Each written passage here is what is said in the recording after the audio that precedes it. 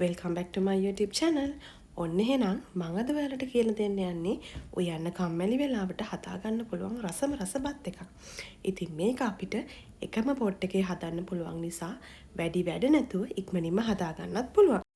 එහෙනම් කතාව පැත්තක තියලා බලමුද අපිට මේ රසම රස බත් එක හදාගන්න මොනවද වමනා කරන්න කියලා.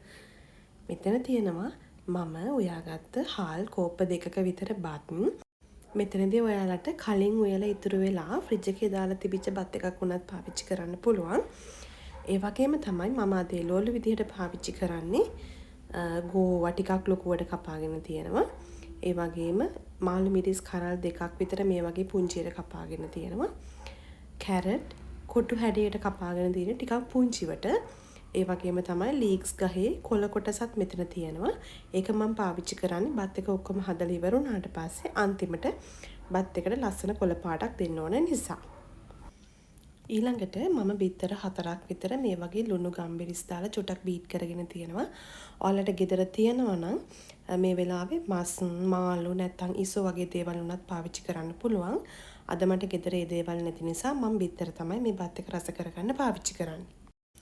ඊළඟට මම මෙතන අරගෙන තියෙනවා ලුණු කුඩු තේ හැන්දක්, මිරිස් කුඩු තේ හැඳි දෙකක්, වගේම ගම්මිරිස් කුඩු තේ හැන්දක්. මේ දේවල් ඔයාලගේ රස අනුව අඩු වැඩි කරගන්න පුළුවන්. ඉතින් අපි මේ ටික දාලා බලමු. ලුණු හැම මදි වුණොත් ආපහු අපි බලලා දාගමු. ඊට පස්සේ මම අරගෙන තියෙනවා පාස්ටා සෝස්. එහෙම නැත්නම් ඔයාලට ගෙදර තක්කාලි තියෙනවා නම් තක්කාලි ටිකක් බ්ලෙන්ඩ් කරලා අරගෙන ඒ පියුරි එක වගේ පාවිච්චි කරන්න පුළුවන්.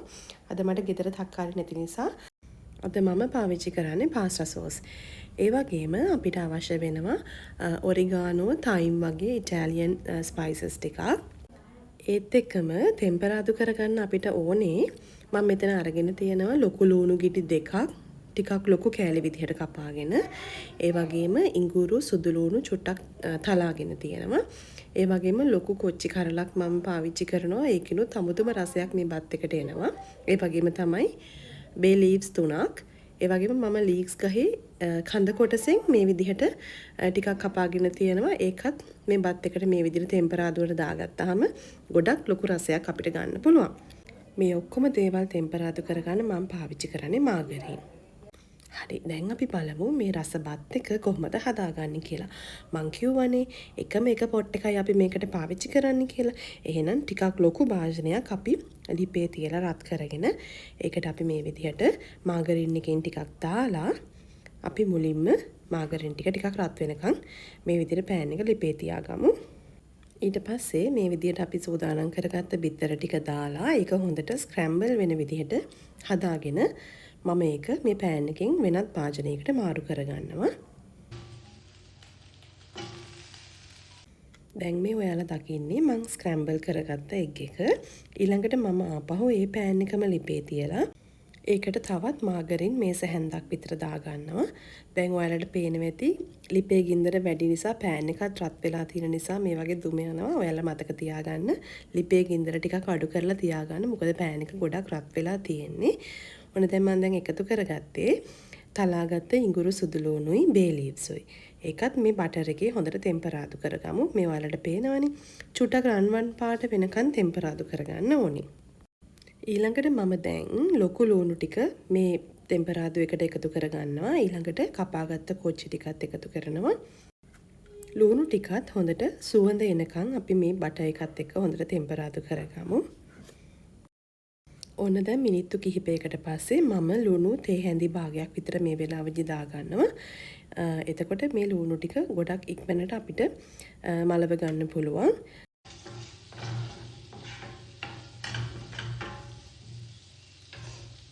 මිනිත්තු කිහිපයකට පස්සේ මම දැන් එකතු කරන්නේ ලීක්ස් ගහේ කඳ කොටස. ඊළඟට මම ගෝවා ටික එකතු කරනවා.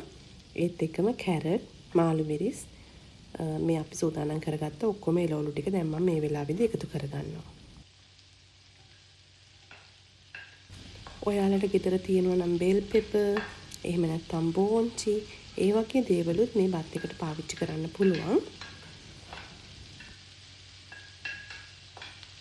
හරි, දැන් මේ විදිහට ඔක්කොම එළවලු ටික දාගත්තට පස්සේ මේක අපි හොඳින් කලවම් කරගන්න ඕනේ. මොකද ඒ එළවලු ටිකත් අපි අර දාගත්ත මාගරින් එකේ හොඳට ටෙම්පරාදු වෙන්න ඕන නිසා. මිනිත්තු 2-3ක් හොඳින් කලවම් කරගත්තට පස්සේ මම මේ වෙලාවේදී එකතු කරනවා ලුණු තේ හැඳි භාගයක් විතර. ඒක ඔයාලගේ රස අනුව අඩු වැඩි කරගන්න පුළුවන්. ඊළඟට මම ගම්බිරිස් කුඩු තේ හැඳි ඒකත් භාගයක් විතර එකතු කරගන්නවා. ඊළඟට මිරිස් කුඩු තේ හැඳි දෙකක් විතර එකතු කරනවා. ටිකක් මේක සැරට තියෙන්න ඕන නිසා. ඉතින් මම අර ඔයාලට කලින් පෙන්නුව විදිහට මම පාවිච්චි කරපු ඔක්කොම ස්පයිසස් ටික මම මේ වෙලාවේදී එකතු කරගත්තා. දැන් මේක අපි හොඳට කලවම් කරගන්න ඕනේ. කලවම් කරලා එළවලු ටික තැම්බෙන්න ඕන නිසා මම මේ වෙලාවේදී වතුර කෝප්ප කාලක් විතර එකතු කරගන්නවා. ඊට පස්සේ අපි ආයෙත් සැරයක් මේක කලවම් කරලා පියනකින් වහලා මිනිත්තු 5ක් 6ක් විතර මේ එළවලු ටික හොඳට තැම්බෙනකන් මේක උයාගමු. දැන් මේ විනාඩි 2කට විතර පස්සේ මම මේ පියන අරින්නේ. හොඳට වතුර ගතියක් තාම තියෙනවා. ඔයාලට පේනවා ඇති. දැන් මම මේක ආපහු කලවම් කරලා ටිකක් මේ විදිහටම උයා ගන්නවා. තවත් මිනිත්තු 5කට විතර පස්සේ දැන් වතුර යන්තම් හිඳිලා තියෙන්නේ. දැන් මම මේ වෙලාවේ එකතු කරන්නේ පාස්ටා සෝස්. ඒකත් එක්කම මම ඒ භාගයක් විතරනේ බෝතලේ තිබුණේ. ඒ නිසා තවත් වතුර කෝප කාලක් විතර ඒ බෝතලියටත් දාලා ඔක්කොම ටික සෝදලා අරගෙන ඒ ටික ඔක්කොම මේ එළවලු මිශ්‍රණයටම දාගන්නවා. දැන් ඔයාලා මේක හොඳට කලවම් කරගන්න ඕනේ. දැන් මෙතනදී ඔයාලට පේනවා ඇති ටිකක් මේක හොදි ගතියට තමයි තියෙන්නේ. මොකද අපි මේක බත් එකත් මේ මිශ්‍රණයටම දාලා පස්සේ කලවම් කරගන්න ඕන නිසා ටිකක් හොදි ගතිය තිබුණාට කමක් නැහැ. ඒ විදිහට මේ වගේ හොඳට කලවම් කරලා මම ඊළඟට ඉටාලියන් හර්බ්ස් ටිකක් මේ වෙලාවේදී මේ මිශ්‍රණයටම එකතු කරගන්නවා. ඒකෙන් අපිට හොඳ සුවඳක් අර ඉටාලියන් කෑම වල එන හොඳ සුවඳක් මේ පාස්ටා සෝස් එක පාවිච්චි කරන එකෙනුයි ඉටාලියන් හර්බ්ස් පාවිච්චි කරන එකෙනුයි අපිට ගන්න පුළුවන්. ඉතින් මේ දේවල් ඔක්කොම දාලා මේ මිශ්‍රණය ටිකක් උතුරනකම් අපි මේ විදිහට කලවම් කරමින් ලිපේ තියාගන්න ඕනේ. දැන් ඔයාලා මේ වෙලාවේදී බලන්න කැරට් එහෙම තැම්බිලාද කියලා. ඒ වගේම මේ වෙලාවේදී අපි දාපු ස්පයිසස් වල රස බලන්න හොඳට ලුණු එහෙම තියනවාද කියලා බලන්න. ලුණු චුට්ටක් වැඩිපුර තිබුණාට කමක් නැහැ. මොකද අපි බත් එකක් දාලා මේකට කලවම් කරන නිසා ඊට පස්සේ රස බැලන්ස් කරගන්න පුළුවන්. ඉතින් මේ වෙලාවේදී මට ලුණු චුට්ටක් මදි වගේ හිතුන නිසා මම තවත් ලුණු තේ හැඳි කාලක් විතර ප්‍රමාණයක් දාලා මේ මිශ්‍රණය නැවත මික්ස් කරගත්තා. දැන් මම ආයෙත් මේ වෙලාවේ රස බලනවා. එතකොට නම් ඔක්කොම ගානට ඇති. හොඳ පදමට දැන් අපේ එළවලු ටික තැම්බිලා රසත් ගානට තියෙනවා. දැන් මම ඊළඟට අපි කලින් හදාගත්ත ස්ක්‍රැම්බල් එග් එක මේ මිශ්‍රණයටම දාලා හොඳින් මික්ස් කරගන්නවා. ඊළඟට අපි උයාගත්ත බත් එක මේ මිශ්‍රණයටම දාලා ඒකත් මේ මිශ්‍රණයත් එක්ක හොඳට රස ඔක්කොම බැලන්ස් වෙලා යන විදිහට මික්ස් කරගමු. මේ විදිහට හොඳට මික්ස් කරගන්න ඕනේ. මම මේ වගේ මම උයාගත්ත බත් ඔක්කොම ටික ටික දාලා හොඳට ඒ ටික මික්ස් කරගත්තා. දැන් ඔයාලට පේනවා ඇති මේ බත් එකත් හොඳට තෙත ගතියට තියෙන්නේ. දැන් අපි බත් එක හදාගෙන ඉවරයි. මේ තියෙන්නේ මම ලස්සනට කප් එකකට දාලා බත් එක පිළිගන්වන්න බෙදාගත්ත විදිහ. ඉතින් අපි උයනවා වගේම කෑම ලස්සනට පිළිගන්වන්නත් එපයි නේද? එතකොටනේ ඉතින් දකින්න කෙනාට අපි කෑම එක දෙන කෙනාට ආසාවෙන් කන්න හිතෙන්නේ. ඉතින් මේ විදිහට මම සලාද කොලයකුත් තියලා පිපිඤ්ඤ පෙති කීපයකුත් තියාගත්තා. මට ඔයාලට පෙන්වන්න බැරි වුණා මම ලීක්ස් ගහේ කොළ කොටසින් ටිකකුත් එකතු කරලා තමයි බත් එක ලිපේ තියාගෙන ඉන්නකොට කලවම් කරගත්තේ.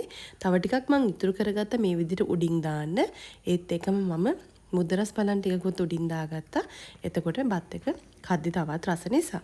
ඉතින් මේ ඔයාලා දකින්නේ මම අන්තිමටම කෑම එක පිඟානට බෙදාගෙන ලස්සනට සරසගෙන තියෙන විදිහ. ඉතින් ඒත් එක්කම අද බබාලා දෙන්නටම ඉස්කෝලේ ආෆ්ටර් ස්කූල් ප්‍රැක්ටිස් තියෙන නිසා මම ඒ දෙන්නටත් ලේසියෙන් කන්න පුළුවන් වෙන්න තමයි මේක හැදුවේ. ඉතින් මේ විදිහට මම කෑම දෙකකුත් බෙදාගෙන ගියා ඒ දෙන්නට. ඉතින් මේ ඔයාලා දකින්නේ ඒ දෙන්නත් හරිම ආසාවෙන් කෑම එක කාපු විදිහ. කොච්චර රසයිද? ගොඩක් රසයිද? මම ඒකට ඔයාලට පේනවා ඇති තව සලාද කොළ ටිකක් කපලා දාගෙන ආවා. ඒකයි සැලඩ් කියුකම්බර්ත් ගෙනාවා. එයා දැන් ඒ ටික ඔක්කොම කෑවා. ඇත්තටම ඔයාලා හදලා බලන්න ගොඩක් රසයි. එහෙනම් ඉතින් මේ වීඩියෝ එකත් ඔයාලා හරිම ආසාවෙන් බලන්න ඇති කියලා හිතනවා. මේ රෙසිපි එකත් ඔයාලා හදලා බලලා මට කමෙන්ට් එකක් දාන්නකෝ රස කොහොමද කියලා. එහෙනම් අලුත් වීඩියෝ එකකින් හම්බ වෙනකන් ගිහින් එන්නම්. බයි බයි.